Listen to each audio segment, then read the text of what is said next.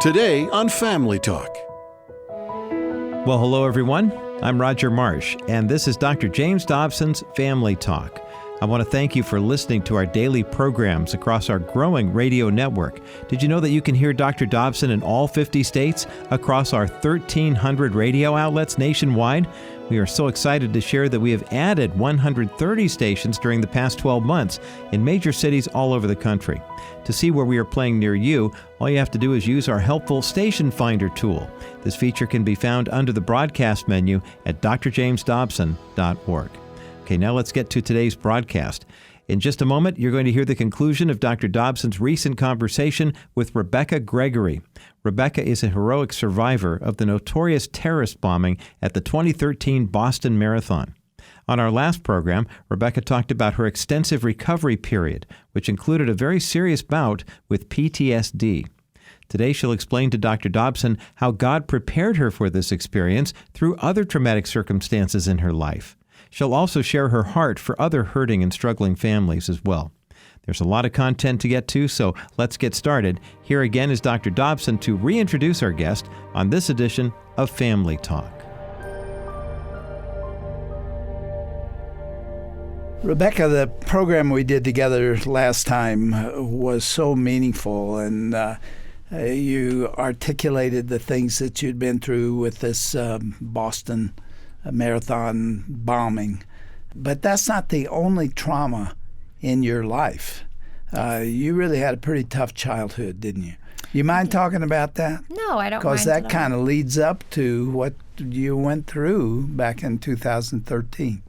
Yeah, I think my whole life has just been a series of these sink or swim moments. And it started when my dad was very abusive, and he was also an evangelist who traveled all over the world preaching. So you were a preacher's kid. I was. So I would sit in the front row every Sunday and clap and cheer, and then I would come home, and behind closed doors, he was a totally different person. And the nights where he was out or the weeks that he was gone, I remember sitting on this one particular spot on the windowsill just praying to God that he wouldn't come home, because I was terrified that he was either going to kill me or my mom. He did, yes. How else did he be verbally abusive? He was very verbally abusive, so nothing was ever good enough for him. I remember at that time, he would get mad if we didn't clean our plates. He would get mad if the TV was up too loud, if the cartoon was on that he didn't like. He got mad over everything. And so anything and everything really upset him. He was not a drinker, was he? No, he just had a really bad anger issue at that time. And then later on, I think he got into some other things. But my mom was very brave and very courageous and ended up leaving that situation. But my sisters and I still had to go back and forth every other weekend and every Thursday to his house. And there were days where he would kind of leave us at school. We had our suitcases and all ready to go to his house, and we would just be left on the curb because he wouldn't pick us up. Or we would go to his house and we couldn't eat for the weekend because he would say he had no money, and so he would let us go to a gas station. So he had joint custody. He had custody every other weekend and every Thursday night. So almost. But did you tell anybody? Did you reach out? Your mom obviously knew it. Mm-hmm. We were in and out of court, in and out of different supervised visits with him. There was a lot of different things going on, but unfortunately, my mom had to take a lot during that time, and with lawyers and attorneys and the court orders, it was just something we still had to see him. And so we would go to his house every other weekend, and we wouldn't eat for the weekend. We got to go to the gas station. I'll never forget this. He told us that we could pick out something that cost $1. And at that time, I was looking for something big because I wanted to feed my sisters. I had 2 younger sisters. And so I would get those cinnamon roll packages that were $1, and I wouldn't eat any of it, and I would give it to my sisters to eat so that they could kind of eat off that the whole weekend. Now, looking back, that probably wasn't the healthiest choice, but my 11-year-old brain thought that was a good idea at the time. But the last time that we saw him, we went to his house, and he started working at a casino. So he was a preacher on the side, and then he dealt cards at the casino, among some other things. And I was bringing women in and out of the house, and some really bad friends. We didn't live in a great neighborhood. And he left us alone one night, and the air conditioning went out. It was in the afternoon when he left us, and he wouldn't have been back until that following day because he had a job at the casino. And so my sisters ended up getting really hot. They started hyperventilating. I put them in the shower to cool them off. And I was so terrified because I knew that if I called my mom or called the police, I didn't know what he was going to do to me. But at that point, it didn't matter about me and my survival. It meant my sisters. And I knew that I had to get them help. And so we called the police, and my mom came and got us. And that was the last time we've ever seen my dad again, or my biological You father. don't even know where he is. I'm not sure. I know that he's been in a lot of trouble in the last several years. I know that his nickname is being a con artist, or I know his job has been to kind of rip off people's retirement accounts. Yeah. Rebekah, where did you get this resiliency that we see today? Where did that come from? Common sense would tell you a child who's been through those kind of things, and that wasn't really the end of it. She got into a bad marriage also. And then, of course, the bombing. That's more than most people have to put up with or take. And yet you have, and you've got a smile on your face. Is that brought by your relationship with Christ, or is it in your temperament, or both?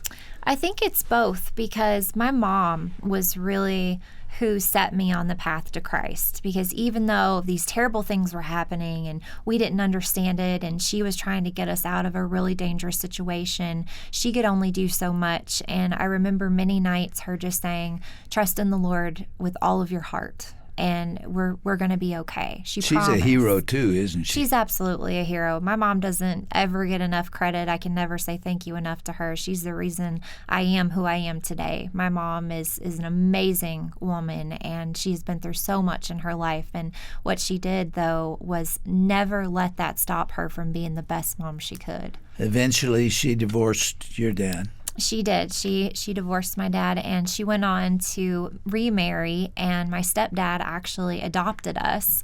And he's who I call my dad. He's who saw my prom and saw me graduate and welcomed my kids and my marriage and everything. I mean, he is my dad. He's the one that's been there through all of it with me. And so I got a second chance. You feel his love. I do feel his love. He's amazing to us, and he really brought a lot in that we were missing. Well, tell us about that relationship with a young man. That was kind of an impulsive marriage, wasn't it? It was very impulsive, yes. I was at the marathon with a guy that I was dating at the time, and so we went through this terrible tragedy together, and so all of a sudden everyone wanted this fairy tale ending. And I was dealing with so much physically as well as emotionally that I didn't really even have time to really look at all of the red flags I was seeing and really figure out what was going on. And so it kind of Did he nurture you at all during that time? No, it wasn't anything like that. And I look back on it, and we didn't even really have a good relationship. I don't even think we really knew each other. We had very little in common, and it was very emotionally abusive. Why did you marry him as you look back? I look back, and I married him because I wanted it to be something that it wasn't. I felt like we survived this together. We're supposed to be together. Everyone's telling us this. The media got wind of it. They gave us this amazing fairy tale wedding at the Biltmore Mansion. I mean, it wasn't me. But at the same time, I wanted it to be something so much because I needed it at that point. Yeah. I was struggling. I mean, I was a mess. Not only was my PTSD at its highest form, but also just, I wanted some kind of normalcy in my life. I was struggling for that. Yeah, you were in chaos. I was. And lived in it.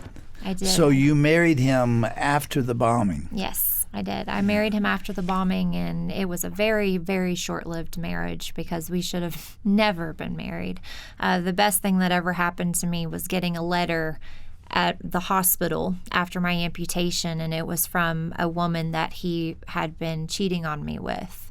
And it said, make the best decision for you and your son and leave before he causes more damage. It was text messages, very explicit text messages from him and someone else. And it's very embarrassing, but I know that a lot of people go through this, and it's part of my story, and it makes me appreciate what I have now so much more. So I really choose to talk about it because I want people to know that are in, emotionally or physically abusive relationships, that they don't have to stay that way. And there's happiness outside of it. And if you make a mistake, God is our Redeemer, and He forgives that. As we look back over your life, Rebekah, we see an abused child, a home that was not what it should have been, and it disintegrated, and then the bombing, and one thing right after another. I'm amazed that you landed where you are today. Well, I'm like a poster child for childhood trauma, I guess. Yeah. But I take my life back every single day because I don't want what's happened to me to defeat me, or if it does defeat me for a day, I don't want it to defeat me for the rest of my life. Now, I am not naive to think that life after this is even going to be a fairy tale. Just because something bad happens in our lives doesn't mean something else is not right around the corner, but we were never promised an easy life. And I may not be whole right now, but one day I will be, and that's what I look forward to. This is only temporary. Well, Rebekah, we've talked about some bumps in the road that you've had, which is an understatement. Your first marriage just was a mess, and the Lord has brought another man into your life. Yes. Tell us about him. What's his name? Chris is his name, Chris. and he is just amazing. I can't say enough good things about him, but he loves your kids. He loves my kids. In fact, he adopted Noah too, and so he just is an amazing dad, amazing husband, and he's actually my college boyfriend. Really? So we reconnected after about 10 years. I saw that he was coming to Houston on a business trip, and we had dinner, and he told me I was the one that got away from him, and he was going to come down to Houston and marry me, and I didn't believe him, and 4.5 months later, we were married on a beach in Jamaica. What does he do? He is in pipeline sales, so he sells piping to construction materials, couplings, valves, and fittings. He'll get me on that. You're happily married. Happily married. He's wonderful. You've kind of come out of the valley and onto the mountaintop, haven't you? I feel like I'm on a mountaintop right now. There's so many things that happen to steal our joy on a regular basis, but when you just wake up thankful to be here and count your blessings, it's a great day, regardless. Well, I'd like you to talk to the person out there who has been through some similar things, maybe not the same, but tough things. Talk to that person.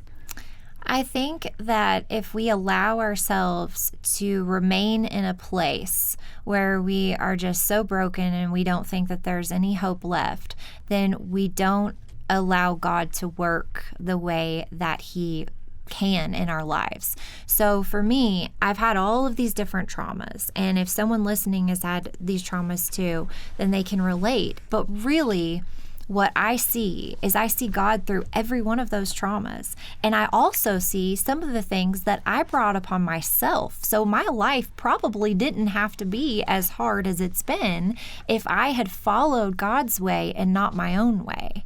And now we have our foundation that is to provide, it's set up to provide mental health treatment for kids that have gone through trauma in their families. And it's only because I have been through that. I know what that looks like. And it's not just the bombing, and it's not just one or two others. It's a whole lifetime of trauma that I'm using for a bigger purpose. We all have a purpose, far more amazing than we can ever imagine, but we have to allow ourselves to trust in the Lord and have that relationship with Him so that He can really open us up to those amazing that's very well things. said. Talk about that ministry. I want to know more about what you're doing and how you do it. What's the name of it? It's Rebekah's Angels Foundation. And we provide therapy treatment for children and families that have gone through their own traumas. How do you find out about them? It's an application process, so they apply on our website, and we also just try to do the education piece around the different states that our board members live in, and then also on a national level, media-wise. But what we really want people to know is that they don't have to live with their traumas anymore. So there's actually ways that neuroscience has come so far, as you know, and you can actually reprocess those most traumatic memories, because I believe that God designed our minds to heal. And we've partnered with some amazing organizations. Recently, we partnered with ART International. It's Accelerated Resolution Therapy, and they had been doing different types of treatments for veterans that have come back from war, and we are now their branch for children and families. And what role do you play in that? I'm the founder of Rebekah's Angels. And the administrator. Yes, and so but you're not doing the therapy. I'm not doing the therapy. No, we just we connect them to therapists. So we either bring them to Florida if there's not a provider in their area. We bring them down to Orlando, put them in a hotel, and pay for their flight and their therapy, or we send them to the nearest provider that's closest to them. First of all, what ages are you dealing with? We're dealing with children as early as 4 years old to 21 years old, the more adults, and also their families. All right, suppose you have an elementary school child who comes, and the child has been physically and emotionally abused or sexually abused. How do you begin the process of helping that child heal? So they send in an application, and then our board works to approve it. We also have an advisory board of different therapists, and then they can decide which therapy works best or would work best for the particular child's needs, because it's not a cookie cutter thing. We don't want to just have a one-size-fits-all approach. And we're really concentrating on generational trauma too, so we're trying to not only heal the child, but also the family members that are with that child, because then if you heal a child or you make them feel better and then they go back into a household that has had trauma in it, then you're just sending them back to the same place, and eventually it's going to be a reoccurring factor. So in 1 to 6 sessions, based on hand and eye movements, they activate both sides of your brain and actually reprocess the traumatic memories. Wow. Do you witness miraculous recoveries? It's really been incredible. In the past couple of months, we've helped 24 children and families. And each person is different, each situation is different, but we have seen so much success through what we're doing, and I just continue to be in awe of how the Lord works. We read in Romans that all things work together for the good of them that love the Lord and are called according to His purpose. Yes. Has something good come out of the tragedy of a bombing? So many amazing things have come out of the tragedy. You look at even the survivors and the victims' families, even people that lost their loved ones that day, have now opened up these amazing organizations and foundations to give back, because when we look back on it, there were millions across the world that were loving on us and supporting us in every part of this. So an act of hate that stretched a couple 100 feet was nothing compared to the good that we saw in people. And my life is still good. I may have to put a leg on and have some surgeries, and it may not be the easiest thing, but I get to love my family, and I get to help and try to encourage as many other people as I can and help bring them to Christ. How's Noah doing? He's wonderful. Noah got into therapy, the therapy that he needed early on. He's thriving. He's in 7th grade, or he's getting ready to go into 7th grade. He's going to be 12, and the bombing is a story to him. It's something that is his part of his testimony, but he is no longer emotionally affected by it. But he remembers it. He remembers it. I don't think he remembers it as much anymore because he was 5, so he's forgotten some things. But to hear him tell his testimony is a pretty cool thing, too. It is. Do you ever ask him to do that? I do, because I want to know. And he wants to be involved in every aspect of our foundation, because he says, Mom, I should be the president, because without me, you wouldn't have this foundation. So I said, yes, absolutely. Well, that's a miracle in itself, isn't it? So So it's something neat that I hope continues and we'll be able to pass on down to our kids one day. Talk about your book. First of all, you had a writer to assist you in writing this, right? I did, but I'm really excited to write my own book too. I think that's coming. That's where I was leading. It You is. plan to write another one. I plan to write another one that is just me, and there's so many different things that I feel like I can fill the chapters with. I mean, even the humorous things that happen when you're an amputee. For instance, my 3-year-old daughter loves to put things in my leg and hide my prosthetic leg from me. So I'll come in the room and I'm in my wheelchair generally when I'm at home, and I've had cereal in my leg. I've had baby dolls in my leg. It's been under her bed many times. The airport is always a fun experience. She's not embarrassed by this. Oh, she's definitely not. And one day she will understand the magnitude of what it is. But right now she just thinks she's got a mom with one leg and it's completely normal. How have you dealt with that? People stare at you, ask questions always. about it. Kids are the best. They are the big starers because the adults, they stare and then they look away. But the kids, I mean, they just fixate their eyes on me.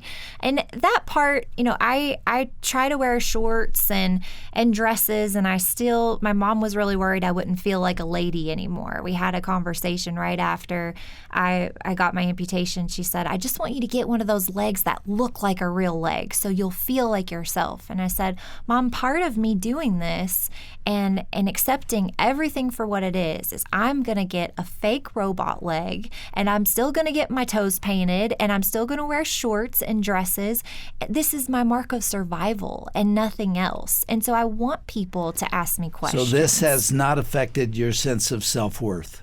No, if anything, it's brought more self-worth to my life, as crazy as that is, because I used to be so self-conscious, and don't get me wrong, I still am, but I have grown in so many different ways, and part of that is, I can't cover up what's happened to me. This is not something, I guess I can put jeans on if I don't necessarily want some stairs one day, but part of me really accepting it is going around on a fake leg and not being ashamed of it. There's no better way to end this 2-day conversation than this, Rebekah. I've loved talking to you. You are a resilient woman. I said that in the beginning, and we now see the evidence of it. I trust that the Lord's hand would continue to be on you. Thank on you. your children. You have 2 children? I do. Yeah. One of which they didn't think I'd be able to have after Boston. So. Yeah, they didn't think you could get pregnant, did they? No, and we spent some time in the NICU. She was on a ventilator, and I almost lost my life again the weekend that she was born. But she's as wonderful and healthy and sassy as ever, and I'm still here too. So You've got one whale of a story to tell.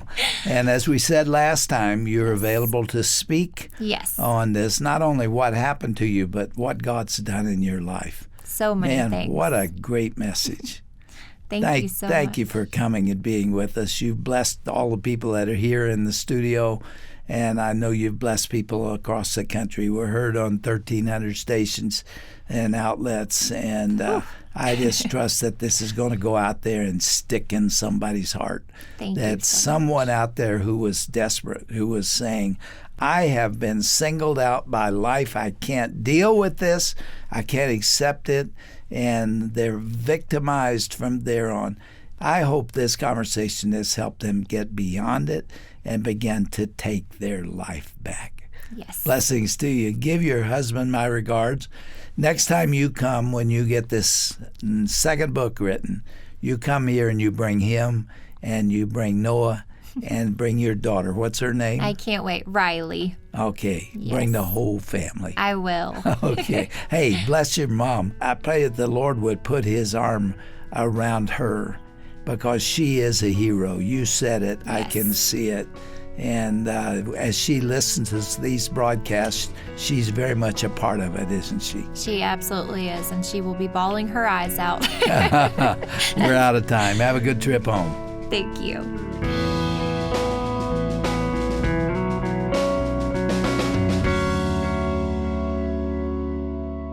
This is Roger Marsh, and wow, what a powerful story that we have heard these past couple of days here on Family Talk. And as Dr. Dobson just said, we pray that you have been encouraged by what Rebekah Gregory has shared.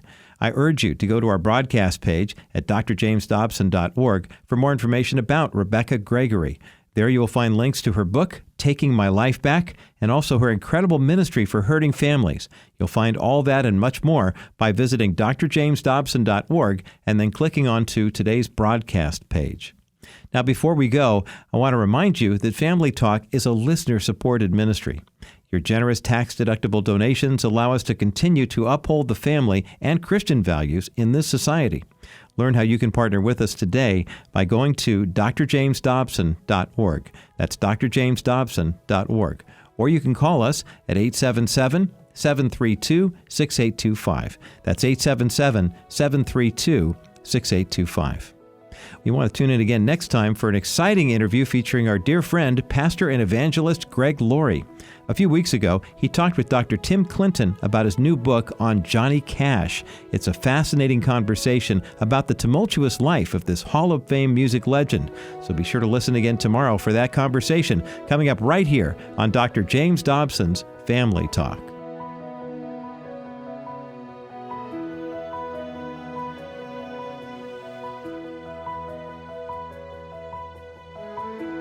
This has been a presentation of the Dr. James Dobson Family Institute.